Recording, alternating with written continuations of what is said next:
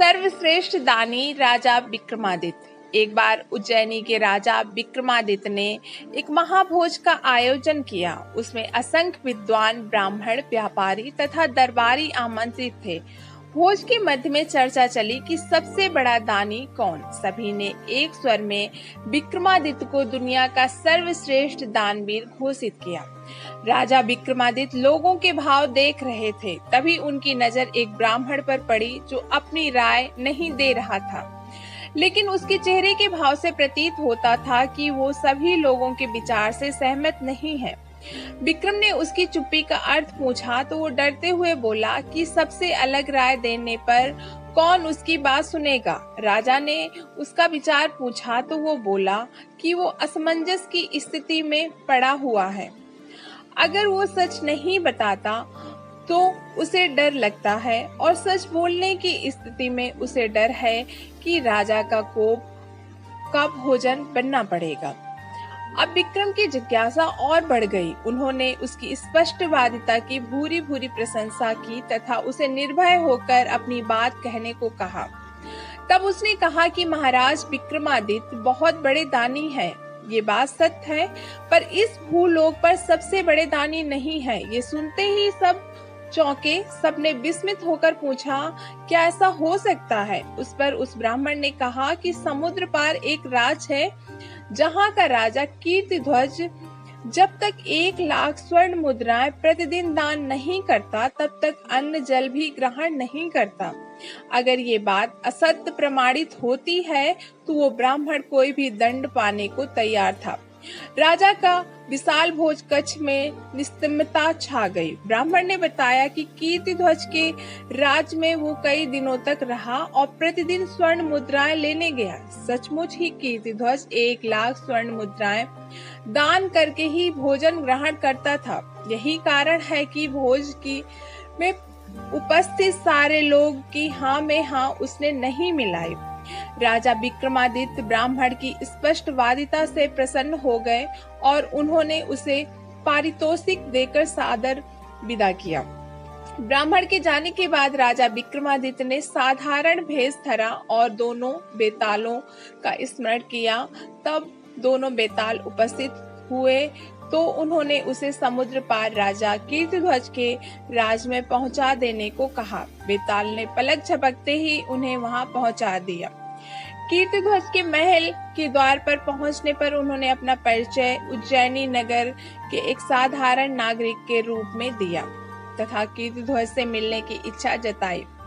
कुछ समय बाद जब वो कीर्तिध्वज के सामने उपस्थित हुए तो उन्होंने उसके यहाँ नौकरी की मांग की। कीर्तिध्वज ने जब पूछा कि वो कौन सा काम कर सकते हैं तो उन्होंने कहा, जो कोई नहीं कर सकता वो काम कर दिखाएंगे। राजा कीर्तिध्वज को उनका जवाब पसंद आया और विक्रमादित्य को उनके यहाँ नौकरी मिल गई। वो द्वारपाल के रूप में नियुक्त हुए। उन्होंने देखा कि राजा कीर्तिध्वज सचमुच हर दिन 1,00,000 स्वर्ण मुद्राएं जब तक दान नहीं कर देता, अन्न जल ग्रहण नहीं करता। उन्होंने ये भी देखा कि राजा कीर्तिध्वज रोज शाम को अकेला कहीं निकलता है और जब लौटता है तो उसके हाथ में 1,00,000 स्वर्ण मुद्राओं से भरी हुई थैली होती है। एक दिन शाम को उन्होंने छिपकर कीर्तिध्वज का पीछा किया। उन्होंने देखा कि राजा कीर्तिध्वज समुद्र में स्नान करके एक मंदिर में जाता है और एक प्रतिमा की पूजा अर्चना करके खौलते तेल में कढ़ाई में कूद जाता है। जब उसका शरीर जल भुन जाता है तो कुछ जोगनियां आकर उसका जला भुना शरीर कढ़ाई से निकालकर नोच नोच कर खाती हैं और तृप्त होकर चली जाती हैं। जोगनियों के जाने के बाद प्रतिमा की देवी प्रकट होती हैं और अमृत की बूंदें डालकर कीर्तिध्वज को जीवित करती हैं। अपने हाथों से 1,00,000 स्वर्ण मुद्राएं कीर्तिध्वज की झोली में डाल देती हैं और कीर्तिध्वज खुश होकर महल लौट आता है। प्रातःकाल वही स्वर्ण मुद्राएं वो याचकों को दान कर देता है। विक्रम की समझ में उसके नित्य 1,00,000 स्वर्ण मुद्राएं दान करने का रहस्य आ गया। अगले दिन राजा कीर्तिध्वज के स्वर्ण मुद्राएं प्राप्त कर चले जाने के बाद विक्रम भी नहा धोकर देवी की पूजा की और तेल की कढ़ाई में कूद गए। जोगनिया जब उनके जले भुने शरीर को नोचकर खा कर चली गई तो देवी ने उनको जीवित किया। जीवित करके जब देवी ने उन्हें स्वर्ण मुद्राएं देनी चाही तो उन्होंने ये कहकर मना कर दिया कि देवी की कृपा ही उनके लिए सर्वोपरि है। ये क्रिया उन्होंने 7 बार दोहराई। 7वीं बार देवी ने उनसे बस करने को कहा तथा उनसे कुछ भी मांग लेने को कहा। विक्रम इसी अवसर की ताक में था। उन्होंने देवी से वो थैली ही मांग ली जिससे स्वर्ण मुद्राएं निकलती थी। जो ही देवी ने वो थैली उन्हें सौंपी, चमत्कार हुआ। मंदिर, प्रतिमा सब कुछ गायब हो गया। अब दूर तक केवल समुद्र तट दिखता। दूसरे दिन जब कीर्तिध्वज वहां आया तो बहुत निराश हुआ। उसका वर्षों का 1 लाख स्वर्ण मुद्राएं दान करने का नियम टूट गया। वो अन्न जल त्याग कर अपने कक्ष में असहाय पड़ा रहा।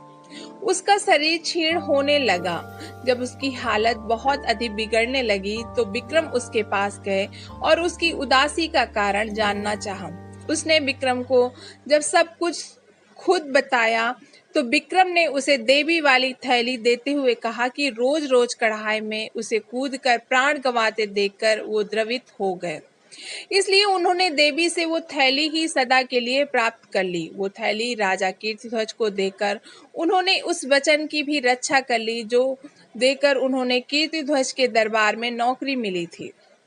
उन्होंने सचमुच वही काम कर दिखाया जो कोई भी नहीं कर सकता था। राजा कीर्तिध्वज ने उनका परिचय पाकर उन्हें सीने से लगाते हुए कहा कि वो सचमुच इस धरा के सर्वश्रेष्ठ दानवीर हैं, क्योंकि उन्होंने इतनी कठिनाई से प्राप्त स्वर्ण मुद्रा प्रदान करने वाली थैली ही बेझिझक दान कर डाली, जैसे कोई तुच्छ चीज हो।